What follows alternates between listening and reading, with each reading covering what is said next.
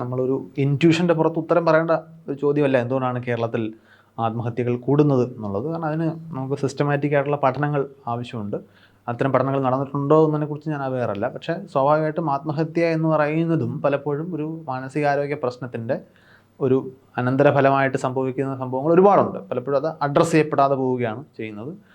അതായത് suicidal tendency എന്ന് പറയുന്നത് ഇപ്പോൾ ഡിപ്രഷൻ പോലുള്ള പല മാനസികാരോഗ്യ പ്രശ്നങ്ങളുടെയും ഒരു ഒരു ഒരു ഭാഗമാണ്. അതായത് സെൽഫ് ഹാം ടെൻഡൻസി ഉള്ള ആളുകളുണ്ട്. സ്വയം ഉപദ്രവിക്കുക, സ്വയം വേദനിപ്പിക്കുക, അതിന് ഡെലിബറേറ്റ് സെൽഫ് ഹാം എന്ന് വിളിക്കുക. അതായത് ചില ആളുകൾ അവരുടെ ആങ്സൈറ്റിയോ ഡിപ്രഷനോ ഒക്കെ മറികടക്കാൻ ശ്രമിക്കുന്നത് സ്വന്തം ശരീരത്തിൽ മുറിവേൽപ്പിച്ചുകൊണ്ടായിരിക്കും. ചില ആളുകൾ അത് എക്സ്ട്രീംലി സെൽഫ് ഡിസ്ട്രക്റ്റീവായിട്ടുള്ള സ്വയം ഇല്ലാതാക്കാനുള്ള തീരുമാനത്തിലേക്കൊക്കെ പോകും.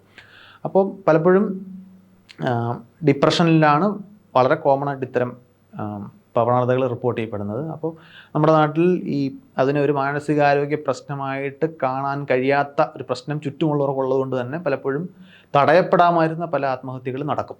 അത് ദൗർഭാഗ്യകരമായൊരു സംഭവമാണ്.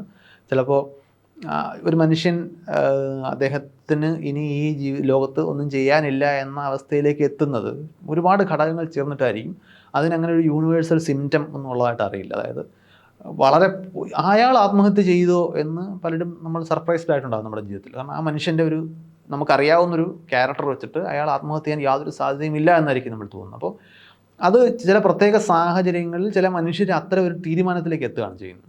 അതായത് ഇനി എനിക്കിവിടെ ഒന്നും ചെയ്യാനില്ല, ഞാൻ മരിക്കുന്നതാണ് നല്ലത് എന്ന ഒരു തോട്ടിലേക്ക്, ഒരു തീരുമാനത്തിലേക്ക് അവരെത്തുന്നു. അവരത് എക്സിക്യൂട്ട് ചെയ്യാൻ സാഹചര്യം ഉള്ളിടത്താണ്. ഉദാഹരണത്തിന് സ്ഥിരം ആളുകളായിട്ട് ഇടപെട്ടുകൊണ്ടിരിക്കുന്ന ഒരാളെ സംബന്ധിച്ചിടത്തോളം അദ്ദേഹത്തിന് അങ്ങനെ തോന്നിയാൽ പോലും തോന്നാനുള്ള സാധ്യത കുറയും. പിന്നെ തോന്നിയാൽ പോലും അത് എക്സിക്യൂട്ട് ചെയ്യാനുള്ള സാഹചര്യമില്ല. പക്ഷേ കുറേ നാളായിട്ട് അയാൾ പുറത്തിറങ്ങാൻ നിൽക്കുകയാണ്. ആരും അയാളെക്കുറിച്ച് ശ്രദ്ധിക്കുന്ന പോലുമില്ല. അയാളുടെ ആബ്സെൻസ് ആരും നോട്ട് ചെയ്യുന്നില്ല.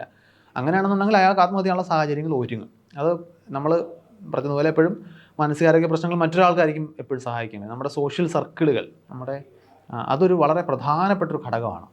നമ്മളുടെ സോഷ്യൽ നീഡുകൾ മീറ്റ് ചെയ്യുന്നുണ്ടോ? നമുക്കെല്ലാവർക്കും ജീവിതത്തിൽ അത്തരം ബന്ധങ്ങൾ, സൗഹൃദങ്ങൾ ആവശ്യമുള്ളതാണ്. എല്ലാവർക്കും വൈകാരികമായിട്ടുള്ള ഇഷ്യൂസ് ഉണ്ടാകും, വിഷമങ്ങളുണ്ടാകും. അപ്പോൾ ആ സമയത്തൊരു സോഷ്യൽ സപ്പോർട്ട് സിസ്റ്റം എന്ന രീതിയിൽ നമുക്ക് ചുറ്റും ആളുകൾ അവെയറാണോ? ഇതുപോലെ നീ പോയി ഉടനെ മന്ത്രവാദിയെ കാണാൻ ഉപദേശിക്കാത്ത, അത് കടന്നു പോകുമെന്ന് സ്ഥിരബുദ്ധിയോടുകൂടി വളരെ സമചിത്തതയോടുകൂടി ആലോചിക്കാൻ കഴിയുന്ന, അതിനെ കൈകാര്യം ചെയ്യാൻ കഴിയുന്ന ഒരു സർക്കിൾ നമുക്കുണ്ടെന്നുണ്ടെങ്കിൽ നമ്മുടെ നാട്ടിലെ പല ആത്മഹത്യകളും നമുക്ക് ഒഴിവാക്കാൻ പറ്റും. അപ്പോൾ അതുപോലെ ഇതൊരു ഒരു ഒരു വൈകാരിക തള്ളിച്ചയുടെ പുറത്തുണ്ടാകുന്ന തീരുമാനങ്ങളാണ് പലപ്പോഴും. ആ ഒരു നിമിഷം ഒന്ന് കടന്നു കിട്ടിയാൽ അത് സംഭവിക്കില്ല എന്ന് പല വിദഗ്ധരും പറഞ്ഞു കേട്ടിട്ടുണ്ട്. അതായത് ഒരാൾ അരമണിക്കൂറിനുള്ളിൽ ഞാൻ ആത്മഹത്യ ചെയ്യും എന്ന് തീരുമാനിച്ച് നിൽക്കുന്ന സമയത്ത് അയാൾ ആത്മഹത്യ എന്ന് പറയുന്ന ആ പ്രക്രിയ എക്സിക്യൂട്ട് ചെയ്യുന്നതിന് തൊട്ട് മുമ്പ് ഒരു ഫോൺ കോൾ വരികയാണ്, അയാളുടെ സുഹൃത്തിൻ്റെ ഫോൺ കോൾ വരികയാണ്.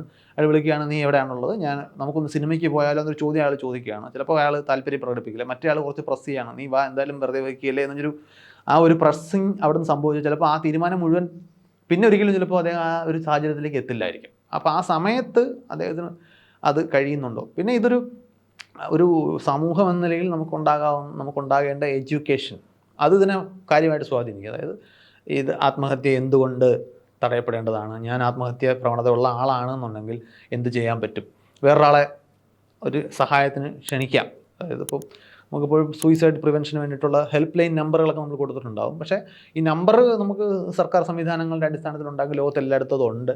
പക്ഷേ ആ നമ്പർ ഉപയോഗിക്കപ്പെടേണ്ട ഒന്നാണ്. അതിൻ്റെ പ്രസക്തി എന്താണെന്നുള്ളൊരു അവയർനെസ് നമ്മുടെ നാട്ടിൽ എല്ലാവരിലേക്കും എത്തേണ്ടതുണ്ട്. അങ്ങനെ വന്നില്ലെന്നുണ്ടെങ്കിൽ ആ നമ്പറിന് പ്രയോജനം ചെയ്യില്ല.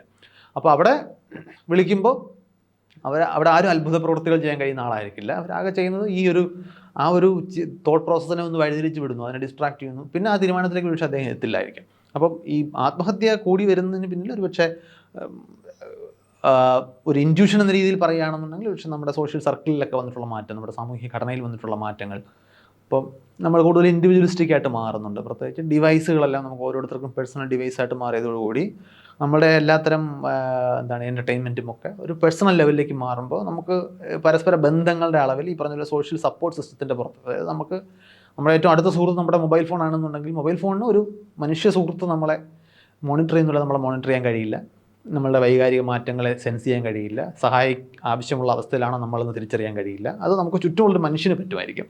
അപ്പോൾ ആ സോഷ്യൽ സർക്കിളുകൾ കൂടുതൽ ദുർബലമാകുന്നത് കൊണ്ടാകാം ഒരുപക്ഷെ നമുക്ക് അത്തരം ആത്മഹത്യയുടെ നിരക്ക് വരുന്നത്. പിന്നെ പാരൻറ്റിങ് സ്റ്റൈലിലൊക്കെ നമുക്ക് മാറ്റങ്ങൾ ഉണ്ടായിട്ടുണ്ട്. കുട്ടികളുടെ എണ്ണം കുറഞ്ഞപ്പോൾ നമ്മൾ കൂടുതൽ വളരെ പ്രൊട്ടക്റ്റീവായിട്ടാണ് കുട്ടികളെ പലപ്പോഴും വളർത്തുന്നത്. അതായത് ഒരുപാട് ഒരു പ്രശ്നങ്ങൾ അറിയിക്കാതെ വളർത്തുന്നതാണ് നല്ല പാരൻറ്റിങ് എന്ന് നമ്മുടെ നാട്ടിലെ ആളുകൾ വിചാരിക്കുന്നുണ്ട്. അപ്പം പ്രശ്നങ്ങളൊന്നും ഫേസ് ചെയ്തിട്ടില്ലാത്ത ഒരാൾ പെട്ടെന്ന് സ്വന്തമായിട്ടൊരു പ്രശ്നം പരിഹരിക്കേണ്ട അവസ്ഥയിലേക്ക് വരുമ്പോൾ കൈകാര്യം ചെയ്യാൻ കഴിയാത്ത ലെവലിലേക്ക് ആ ഒരു സ്ട്രെസ്സ് കൂടിപ്പോയേക്കാം. അങ്ങനെയുള്ള പല ഘടകങ്ങൾ ഒരു പക്ഷേ അതിൻ്റെ പിന്നിൽ പ്രവർത്തിക്കുന്നുണ്ടാവും.